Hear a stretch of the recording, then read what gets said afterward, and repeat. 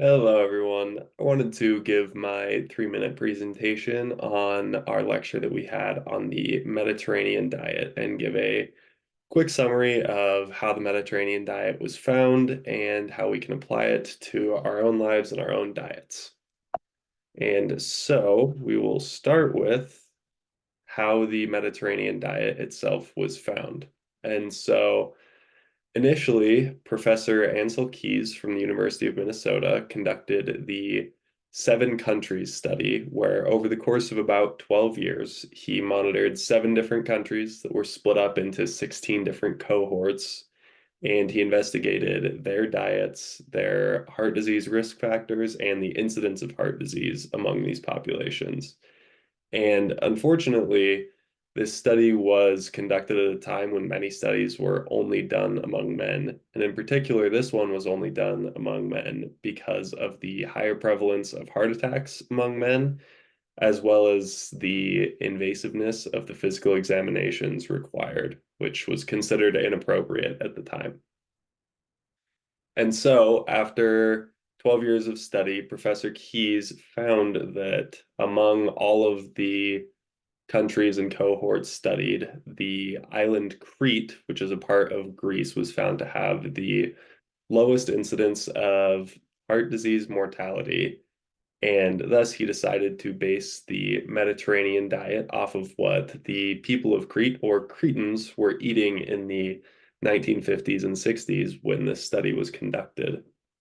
And he found that among all of the countries, Greece at the time had the lowest per capita income, and Crete in particular had the lowest income per capita of anywhere in Greece. And so the Cretan diet essentially consisted of just subsistence, just trying to survive on what they could while they were living there. And so, one of the major components of the Cretan diet is extra virgin olive oil, and they consume a lot of it, especially compared to us here in the United States, where we consume about 1 liter per year, whereas in Greece, they consume about 24 liters per year per person, and in Crete, that number is even higher. And the island of Crete itself is essentially entirely covered in millions of olive trees, meaning that olive oil is essentially the only fat in the Cretan diet. And now that we've studied olive oil more, we know that some of the benefits that it provides are to lower blood pressure, help to prevent cancer, and to improve cognitive functioning. And on top of olive oil, which is the real key of the Cretan diet, they eat a very large amount of fruits and vegetables. And on average, they eat 9 to 12 servings a day, whereas the USDA recommends only 4.5. So they are well above what is recommended.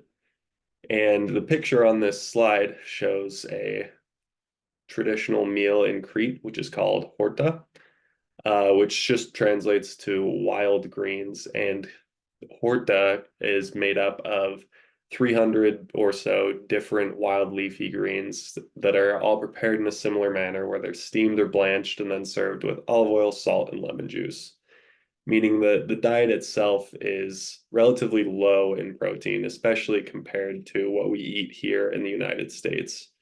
And I think that it's really interesting that our narrative today is always get your protein in, whereas we've found that some of the healthiest people in the planet have a diet that is very low in protein. And so I think we can all seek to model our diets a little bit more after the Mediterranean diet and increase our consumption of fruits and vegetables, especially leafy ones like this. And I think that would help to improve all of our health.